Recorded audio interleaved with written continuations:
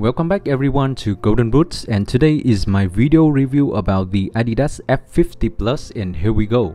165 grams for the boot in size 7 US 25 centimeters. I still went down half a size. The toe box fits just like the Elite version. Looking at the upper, it seems identical to the Elite version. Both are made of fiber touch with spring web texture. The Plus version has a few more texture than the Elite on the medial side.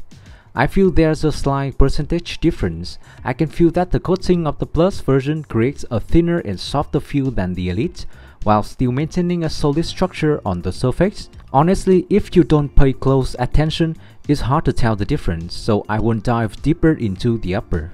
One thing that many of you regret is why the Plus version, the most expensive version, doesn't have laces. Having laces would add more lockdown and responsiveness when running, but it's also understandable because the laceless is a technology and design that Adidas focus on. But overall, having laces is still better, right? Talking about the outsole, the highlight is the two light stripe pro cushioning in the forefoot area.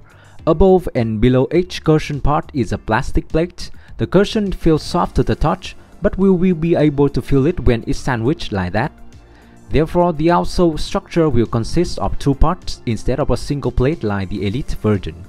Firstly, the orange part in the forefoot, and secondly, the white part extending from the heel, wrapping around the two cushion parts and up to the two studs at the front. In terms of the height and thickness of the outsole, the Plus version is clearly higher and thicker. However, this is a boot for natural grass, so the stud will be driven into the field, so this thicker outsole might not be a problem. And I have to say, this outsole is stiff. The forefoot is 2 times 3 times stiffer than the Elite version, so you guys need to be very aware of this. If you like the soft outsole, stick with the Elite. This outsole definitely needs to be broken in.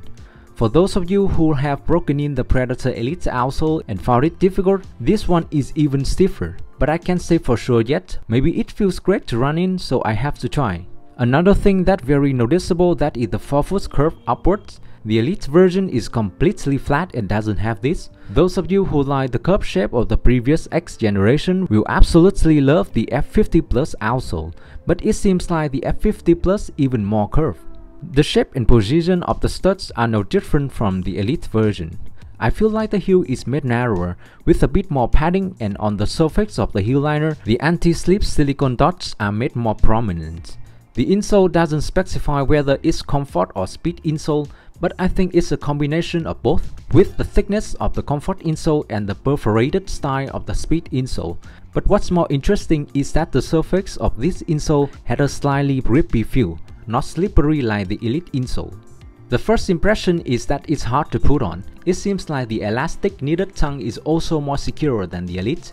Once I got it on, wow, I have to say wow because it's tight, super tight. The Elite laceless version doesn't feel this tight at all, but the Plus version made me immediately think about removing the insole. The toe box is fine, no pressure, no discomfort. It's just tight on the lateral side and midfoot. Oh, and the heel, guys. The heel of the boot pressed really hard against my heel. It's been a long time since I worn a model that gives me such a clear feeling of blisters. But when I took out the insole, most of the pressure from all sides was relieved.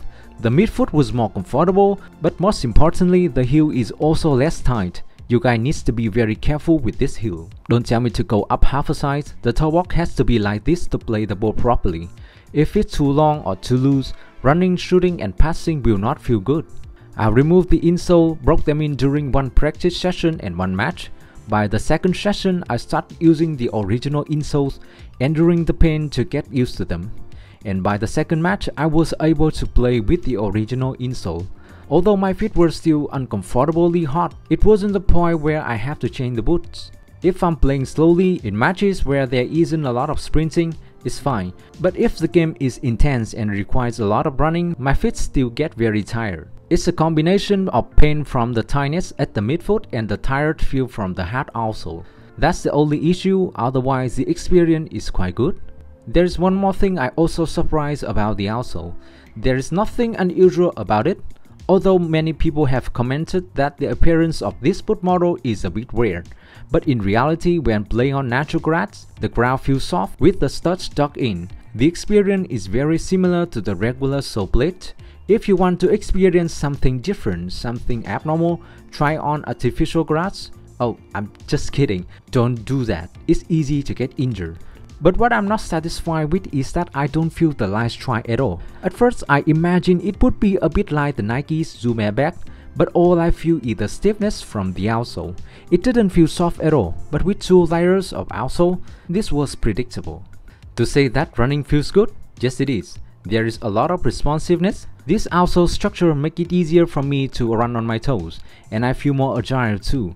Sprinting on short bursts feel very impressive, but it doesn't last long, then the feeling of tired at the midfoot comes back to me. As for the upper, I already like the Elite version, so the Plus version is quite the same. It's really thin. The small particles provide gentle support for each touch on the ball. Combined with the boost form that fits snugly around my wide feet, the feeling of the ball is just like barefoot. Oh, and the raised forefoot is not noticeable when on pitch. I don't feel distracted at all. Dribbling is smooth. Short or long passes are always easy to perform. The boot fits snugly, so shooting is great. The feeling of the form is better than the Elite laceless, so there is no slight looseness at the toe box. The experience of the boot hugging my feet is very complete throughout the matches.